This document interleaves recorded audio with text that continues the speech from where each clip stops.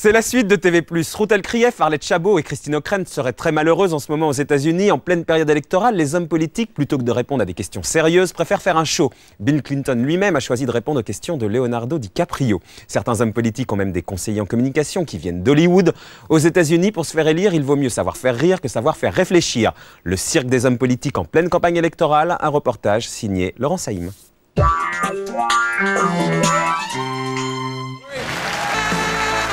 En cette année de campagne électorale, les candidats américains détestent grands discours et petites phrases. La meilleure politique, passer à la télévision dans une bonne émission de variété. Cette année, Hillary Clinton, candidate au Sénat à New York, n'a accordé aucune interview à un journaliste. Elle a fait uniquement 2 apparitions dans des émissions de divertissement. If I can make it here, I can make it anywhere. There you go. Très prisé par les politiciens, le talk show de deuxième partie de soirée. 20 minutes d'antenne assurée sans aucune question sérieuse avec une audience maximum. Ici le sénateur McCain qui cet hiver était candidat à l'élection présidentielle.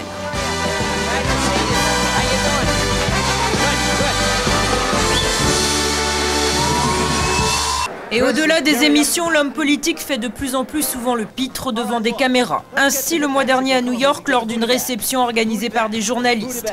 À la une de l'actualité, les bavures policières, mais le maire de la ville, Rudolph Giuliani, veut lui faire rire. Think presidential. Oh, Rudy, that's very, very good. En mal de popularité, Giuliani parodie John Travolta, image reprise bien sûr par toutes les chaînes de télévision. Mais celui qui sait le mieux amuser le public, c'est sans doute le favori à l'élection présidentielle, le républicain George Bush.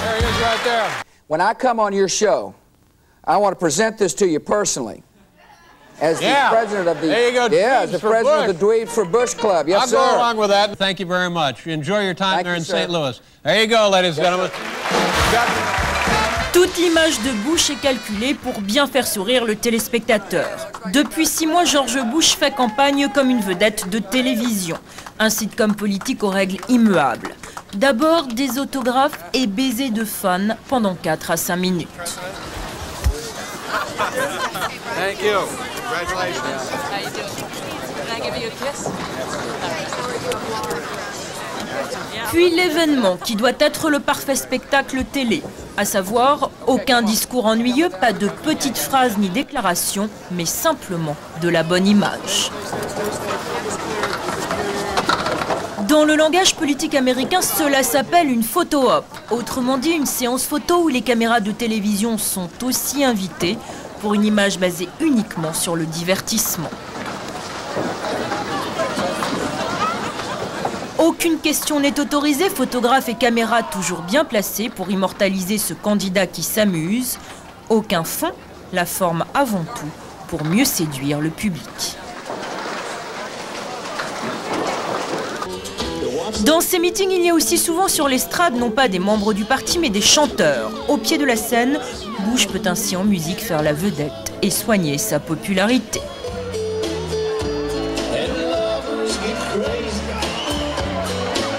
Là aussi, tout est bien calculé. Les caméras sont souvent parquées à 60 mètres et lorsqu'on essaye à la dérober de l'approcher, Bush est bien moins coopératif. Do you think you will be president, Mr. Bush? Thank you. You know, that was a great event yesterday. George Bush voyage aussi en permanence avec 10 à 15 journalistes américains, les stars de la presse. Leurs chaînes et journaux doivent payer pour suivre la campagne, 60 000 francs en moyenne par personne pour être partout pendant 2 jours avec le candidat. À ce prix, accès illimité aux grands moments de la campagne et à l'humour Bush. Vous avez été en France? J'étais en France une fois, c'est un beau pays, plein de gens très gentils. Mais je ne parle pas français, seulement espagnol. C'est facile d'avoir affaire avec la presse américaine? La presse américaine? C'est une vraie douleur, une douleur. Non, ce sont de braves types. Ils n'écrivent pas toujours ce que je veux, mais moi je ne dis pas ce qu'ils veulent. Alors c'est match nul. It's a standoff. Un bon événement de campagne, c'est un événement de campagne qui passe bien à la télé. Et les gens qui organisent ça le savent. Alors c'est une question de qualité de la salle, la sono, la lumière, le fond. Il faut que ce soit cohérent. Pour mieux progresser, les hommes politiques engagent aussi des spécialistes de l'animation. Lenny Wills, l'un des créateurs de la politique spectacle. Dans les années 80, il s'est occupé de Ronald Reagan jusqu'à son élection à la Maison-Blanche. Lenny est à l'origine d'un nouveau métier aux États-Unis, directeur de tournée. Cet hiver, il a produit tous les meetings du sénateur McCain, candidat à l'élection présidentielle. En politique, Lenny s'inspire, dit-il, des chaînes musicales câblées comme MTV. Co-stars, les enfants des candidats. Lenny les met toujours sur scène avant leurs parents.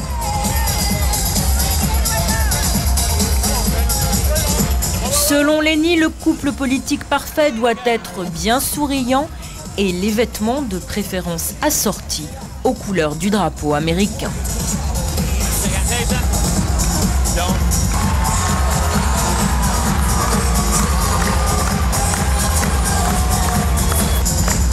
Le même soir, toutes les chaînes locales diffuseront des extraits de cet événement politique musical où à la fin le candidat abandonne même sa veste pour faire plus jeune. Je n'ai pas à m'inquiéter de la télé. Le candidat c'est de la salade et moi je m'occupe de la vinaigrette qu'on met dessus. Quelle est la meilleure sauce de salade en politique aujourd'hui? Quelque chose de bien coloré. C'est-à-dire? Vous l'avez vu. Les confettis, la musique, le drapeau, des gens qui applaudissent, des panneaux écrits à la main, toutes ces petites choses qui font un très bon meeting politique. Toutes les conventions de nos partis sont montées par des producteurs d'Hollywood. Le décor, la mise en scène. Les producteurs d'Hollywood ont fait les Clinton. Très bien scénarisé d'ailleurs. C'est une inspiration pour vous? Moi, je fais aussi bien qu'eux. Hey guys, we're going to do a CNN over here. Is it live or a question? This way. Excuse me, guys. We got to go do a quick CNN here. Le duplex avec CNN dure 3 minutes. Le temps pour Lenny d'organiser la suite. Il ne demande jamais son accord à l'homme politique. Le candidat lui fait entièrement confiance pour organiser vite et bien la bonne image. Lenny a rendu ma vie si misérable que je mourrai bien avant l'heure. Il me fait lever trop tôt, coucher trop tard, et il maltraite la langue anglaise. De quoi faire rougir les puristes américains. Pensez-vous qu'il change la manière dont on fait de la politique dans ce pays? Lenny? Oui, il la ramène au plus bas niveau. Il détruit la politique telle que nous la connaissons aux États-Unis. La dérive spectacle du monde politique américain inspire bien sûr Hollywood. Le bureau ovale, lieu de pouvoir, est cette saison la star du petit écran. Ici, ce n'est pas Washington, mais un décor de télévision dans un studio de Los Angeles. Toute la Maison-Blanche reconstituée dans ses moindres détails, avec même la photo du chat de Bill Clinton. Dans le rôle du président, Martin Sheen, vedette d'une série télévisée sur la Maison-Blanche. For the president, you don't just try something, the president has to have somebody else try it first. You notice how he held that steady? A novice moving it around like that. That tall number? Polish guy that was in here before. That tall number? Yeah, I'm the shorter version. Do you think Bill Clinton is doing that before each TV? Oh, please. I'm into it now. With every inch of its never mind. Should we do a little spray? Yes, sir. With a French water thing. Did you notice that? Excuse me. You're using the French water. That's the connection. Evian. Evian. Martin Sheen est le héros d'un feuilleton hebdomadaire diffusé sur la chaîne NBC en prime time. Cela s'appelle The West Wing, autrement dit l'aile droite de la Maison-Blanche. 1 heure de fiction sur les coulisses du pouvoir. Budget de chaque épisode, $1 million, soit 7 millions de francs. La télévision se sert du monde politique pour faire de l'audience. Face au succès, le comédien s'est même pris au jeu et parle désormais de son rôle comme un homme politique. En évoquant certains problèmes simplement dans ce feuilleton, nous abordons l'actualité. Et aux États-Unis, une fois que les choses sont dites, les gens les retiennent. C'est un bon moyen de parler des sujets importants. Ces coulisses de la Maison-Blanche sont devenues cette saison l'une des séries les plus populaires aux États-Unis. L'une des meilleures fictions télé de l'année, selon les critiques. Même les journalistes de la Maison-Blanche affirment regarder ce feuilleton qui dépeint si bien le staff de Bill Clinton. Face au succès de la série, le porte-parole du président a même récemment accepté de jouer son propre rôle dans le feuilleton. Dans le plus grand secret, il est donc parti à Hollywood répéter son rôle.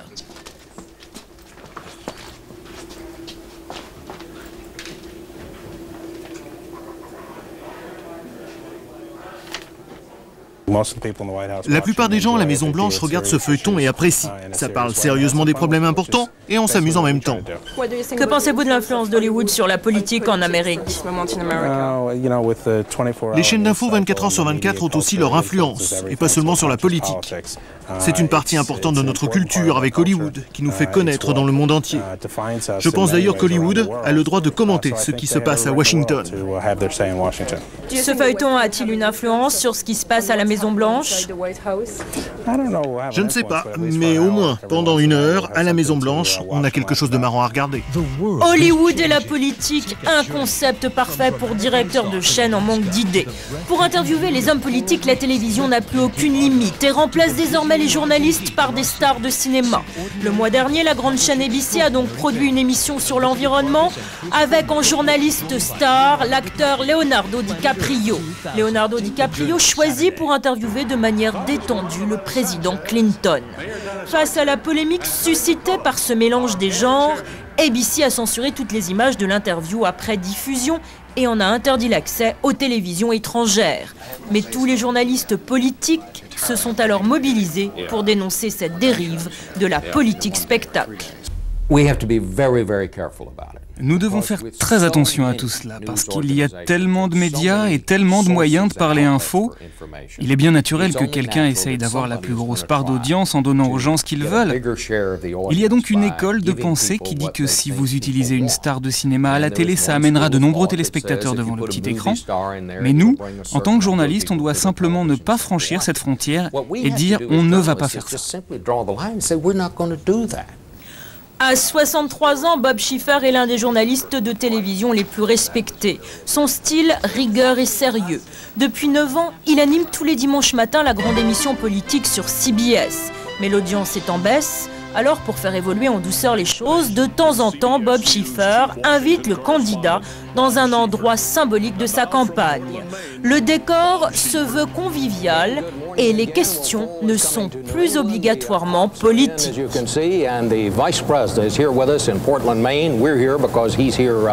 Campaigning, and that's what brings us to the public market in Portland. Mr. Vice President, thank you for joining us. Glad to be here, Bob. I see you're out of the blue suit, you're out of the tie. Is this a new Al Gore?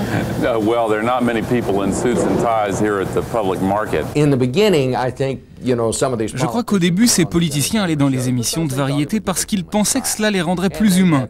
Et ils avaient des choses amusantes à dire. Maintenant, ils embauchent même des gens qui écrivent des blagues, des comiques professionnels pour essayer de faire ça au mieux. Tout ça fait partie de la machine infernale. Regardez comme j'apparais bien humain, très drôle. Lorsqu'on en arrive à ce stade, c'est vraiment plus intéressant. Et vous, comment vous sentez-vous par rapport à ça? S'ils veulent le faire, tant pis pour eux. Mais moi, en tant que journaliste politique, quand on en arrive là, à ce niveau, je me dis qu'il faut prendre du recul et couvrir tout cela en restant un vrai reporter politique. Mais la concurrence est impitoyable. Les chaînes généralistes souffrent du vieillissement de leur audience et les chaînes câblées comme MTV innovent dans le journalisme politique. Pour l'élection présidentielle de cet automne, le reporter politique de MTV se doit d'être jeune, inconnu et totalement inexpérimenté. MTV a même été dans tous les lycées du pays pour choisir ses 6 reporters, symboles de la génération Internet. He just called you a socialist, right? I'm not a socialist. But you are wearing a red jacket. What about guns and safety locks? Do you think that they should be required? I believe in safety all the time. Ces reporters politiques font régulièrement des émissions spéciales sur les faits de société. Comme un concert, ils animent sur scène la soirée politique. Ladies and gentlemen, the Vice President of the United States, Al Gore. Thank you. Reject cynicism. Get out there and be a part of the American spirit. Rekindle the American spirit. Thank you. Come on, we can do it. Mon conseil, basé sur ce que nous avons appris, c'est que les stars en fait ne sont plus si importantes. Nos téléspectateurs ne leur font pas confiance à moins qu'elles passent leur vie à défendre une cause. Les Beastie Boys ont une vraie crédibilité sur le Tibet. Mais si vous mettez la plupart des musiciens devant une caméra, ils parlent de n'importe quoi, le public ne gobe pas.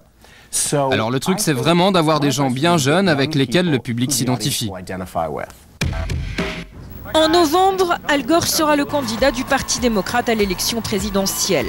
Depuis 3 mois, il n'a accordé aucune interview sérieuse à un journaliste de télévision. Même chose pour son rival, le républicain George Bush, qui la semaine dernière se vantait de ne pas connaître les grands problèmes internationaux. John McCain, lui, n'est plus candidat. Il se murmure qu'en cas de victoire de George Bush, le sénateur McCain serait nommé ministre de la Défense. Lenny travaille toujours avec lui. On appelle cela l'événement attrape média. On le rend bien excitant et vous le couvrez. Je ne crois pas qu'il y ait assez d'hommes politiques qui utilisent cette méthode. Lenny et McCain iront ensemble cet été à la convention républicaine. Ils préparent, disent-ils, de bien belles choses. Lenny est aussi très fier. Ce mois-ci, des candidats danois et israéliens l'ont contacté. Est-ce que je connais Jacques Chirac? Non, pas du tout, mais j'adorerais m'occuper de sa campagne. Pour 80 000 francs par mois, logé et nourri, Lenny est prêt à venir en France. Il est convaincu que le gagnant d'une élection est désormais celui qui sait bien amuser le public.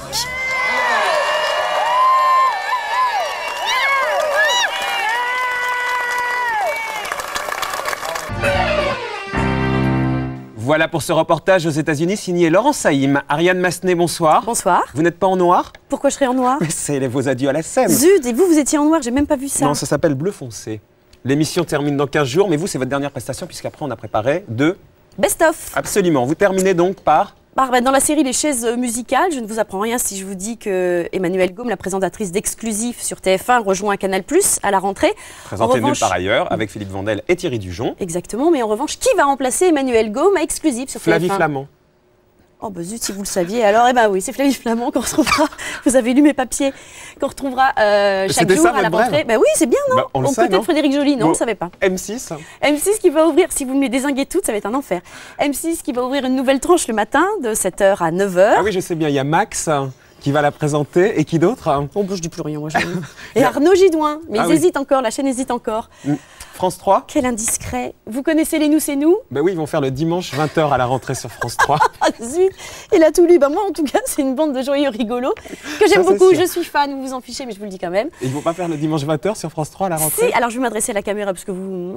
Si vous ne les connaissez pas encore, branchez-vous dès la rentrée sur France 3 le dimanche à 20h. Ils feront une parodie des différentes émissions de télévision. Et heureusement que TV+ n'existe plus parce que sinon vous y avez droit, vous. Quelle speakerine de luxe. RTL. Je sais ce que je vais faire. Est-ce que vous voulez des nouvelles de RTL comme chaque semaine? Oui. Pendant l'été, il n'y a pas Thierry Guillaume qui va présenter une émission là-bas? Il y a un petit nouveau qui débarque cet été. Il est jeune, il est grand, il est fort et en plus il est beau, le bougre. Il est blond. C'est donc Thierry Guillaume qu'on retrouvera cet été tous les jours à 11h dans l'inconnu de... 11h, à partir donc du mois d'août. Thierry Guillaume, plus sérieusement, qui rejoint également la 5e pendant l'été, puisqu'à partir de dimanche prochain... Il va pas faire un truc sur le bonheur et dans le pré, quelque chose comme ça? Absolument, à partir de dimanche prochain à 14h. Vous terminez, Ariane? Et je termine, j'aime bien ce jeu de petites devinettes. Alors, on va continuer. Elle est plus très jeune. Elle est plus très fraîche non plus. Ariane Massenet. Non, justement, j'allais dire, je vous arrête tout de suite, ce n'est pas moi. Elle fêtera son anniversaire cet été. Ce n'est pas vous non plus. C'est. Je sais pas. Ah, bah voilà, parce que je vous avais bien eu sur la dernière. C'est la Queen Mum, si vous préférez, la reine-mère d'Angleterre, qui va fêter cet été ses 100 ans. Du coup, France 2 et Frédéric Mitterrand ont décidé de lui consacrer un documentaire qui sera diffusé sur la chaîne au mois d'août. Grand bien leur face. Merci Ariane Massenet, vous avez tout dit? Bah non, moi je voulais juste. C'est la dernière des brèves, donc je voulais quand même vous faire une petite surprise. Il ne manquerait plus que ça. Vous croyez que c'est sacrée soirée mais ici. moi je voudrais juste que vous fermiez les yeux, soyez sympa. Bon. Mais respectez, faites-le bien quand même. Je ferme les yeux. Voilà, fermez les yeux, parce qu'il y a des non gens qui vont rentrer sur le plateau, donc je veux pas que vous les voyiez. Avant, allez, ouvrez-les. Voilà, non mais parce que... Non mais attends, il faut que je vous explique. Il faut juste que je vous explique, c'est parce Ça va pas, non? tous les invités de TV+, pendant 4 ans, qui ont été malmenés, ils m'ont appelé hier soir, ils m'ont dit, dis donc, tu voudrais pas nous venger? Alors bon, j'étais obligée d'accepter. Vous avez jamais été aussi jolie. Je suis vous victime d'un attentat pâtissier. C'est Qu'est-ce que vous le voulez journal dire de...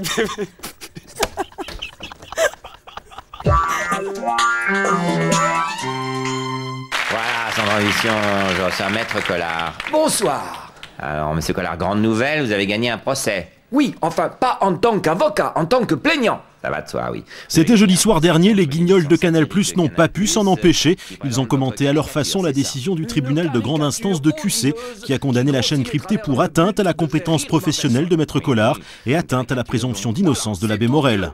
On se moque de moi. Cette condamnation fait suite à une série de 3 sketchs diffusés en février au moment du procès de l'abbé accusé de pédophilie. Sketchs dans lesquels les guignols se moquaient ouvertement de Maître Collard. Quand pendant un procès, on cherche à nuire à la défense, je veux dire, c'est pas rien la défense.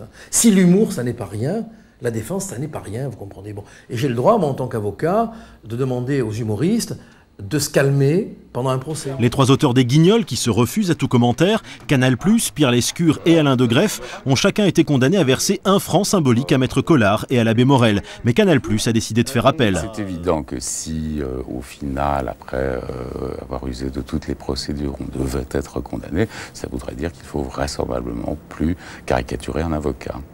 Ce qui serait gênant, ça ferait une catégorie professionnelle à part. Et ça me semble un petit peu bizarre qu'on puisse caricaturer tranquillement le président de la République et pas un avocat comme Maître Collard, qui est un immense avocat du barreau. Voilà, c'est réparé. La suite. Ils sont plus du tout drôles, quoi. Je crois que vraiment, là, ce qui fait leur culpabilité, beaucoup plus que la décision de justice, c'est ça. Moi, ça me fait toujours rire et je me suis beaucoup marré quand les guignols ont fait le sketch en réponse au jugement.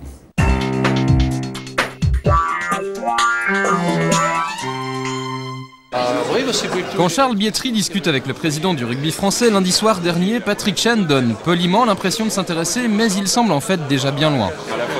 J'ai pas été voir, j'ai pas vu tout le match. Normal, à la fin du mois, il quitte la direction des sports de France Télévisions et pour réussir son pot de départ, il a fait appel au journaliste le plus comique de sa rédaction. Ça c'est pour le private joke. Now you have not been sacked. Mr. Marc Tessier is not here. What are the reasons non avouables of your departure?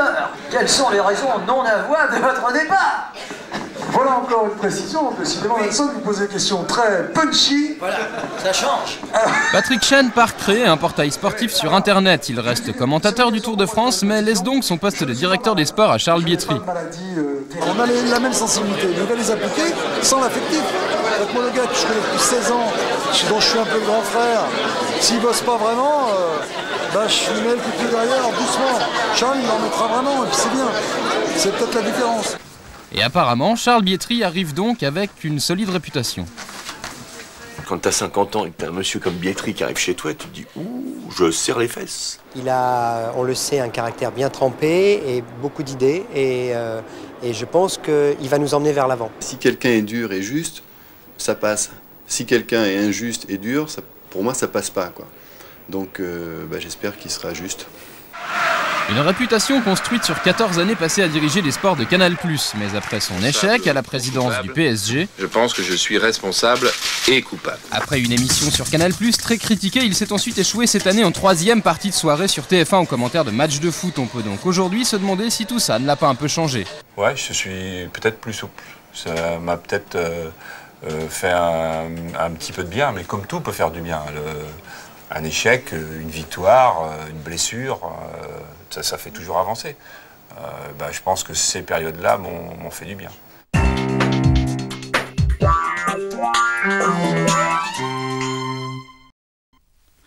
Olivier Mine et Valéry Giscard d'Estaing, la rencontre est inattendue. Mardi soir, à 20h45, sur 13e rue, l'ancien chef de l'État reviendra sur l'attentat manqué dont il fut la cible en mai 81 à Ajaccio. L'assassinat politique, les assassinats politiques étaient, quand j'étais en fac de Sciences Po, un thème qui m'avait beaucoup intéressé. J'avais travaillé dessus déjà, donc ça me parlait. Quand ils ont décidé de consacrer une soirée aux assassinats politiques, on en a parlé ensemble et ils m'ont proposé de la produire, cette émission. Olivier Mine, producteur sur 13e rue. Il y a un an, il était encore animateur en prime time sur TF1. L'émission n'a pas fait long feu.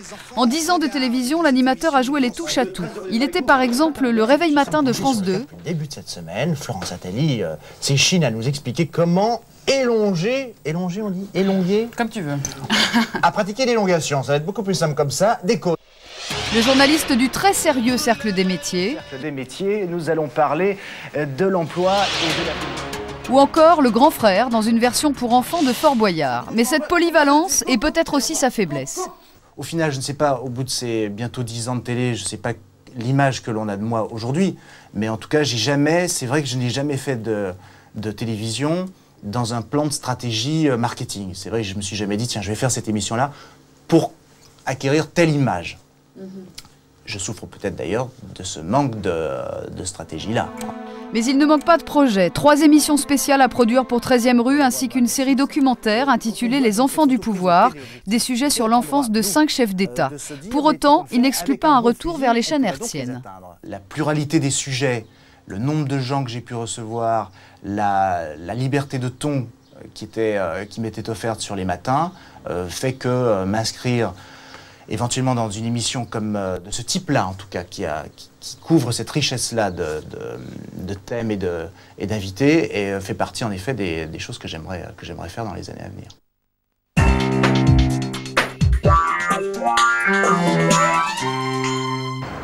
Arnaud Klarsfeld est un avocat qui aime les caméras, à tel point qu'il a désormais sa propre émission de télé. La première de Citoyen K sera diffusée vendredi prochain à 20h05 en clair sur Canal+. C'est une enquête sur le système de la double peine. Centre de rétention passent des gens qui ont vécu toute leur vie en France, qui sont nés en France, qui ont leur attache familiale en France et qui, en raison d'un délit, sont bannis du territoire français vers un pays qu'ils ne connaissent pas. Et c'est la double peine. Mais derrière ce tournant professionnel, il y a aussi une forme de continuité. C'est pas un nouveau métier, je vois pas la vie en termes de métier, je vois la vie en termes d'intérêt. Je fais ce que je trouve intéressant. Là, c'était une proposition qui était intéressante. On m'avait déjà fait des propositions de télévision, mais c'était des trucs de plateau et ça m'intéressait pas trop. Mais là, il s'agit d'aller sur le terrain, de s'attacher à un sujet des sujets qui me tiennent à cœur. Et celui-là me tenait à cœur, nous tenait à cœur. Avec cette émission, il met la télévision au service de ses convictions en jouant sur le spectaculaire et l'émotion. Vous, c'est votre responsabilité de dire non. Nous, c'est notre responsabilité de vouloir filmer à l'intérieur et de faire ce qu'il faut pour ça. Le spectaculaire pour prouver que les autorités françaises refusent de laisser filmer les centres où sont retenus ceux qui vont être expulsés. Mais nous, on voulait filmer à l'intérieur du centre. Puis avec les journalistes de l'agence CAPA, il se rend au Maroc pour filmer la détresse de ceux qui sont expulsés. Qu'est-ce qui est plus dur, la prison ou ici? Ah non, ici, je préfère être en prison là-bas qu'ici. Ah ouais, à ce moment? Ah bah ouais. Le Maroc, c'est un beau pays, mais il faut de l'argent. Mais comme nous, on n'a rien ici. On ne sait pas lire arabe, on ne sait pas écrire. On ne sait rien faire.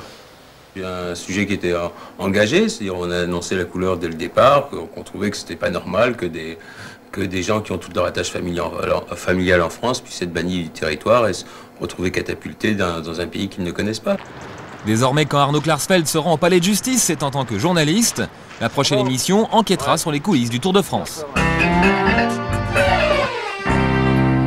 Et voilà, TV+, c'est terminé pour aujourd'hui. Je vous l'enlève. Rendez-vous samedi prochain à 12h40 avec Laurent Ruquier pour Un an de plus.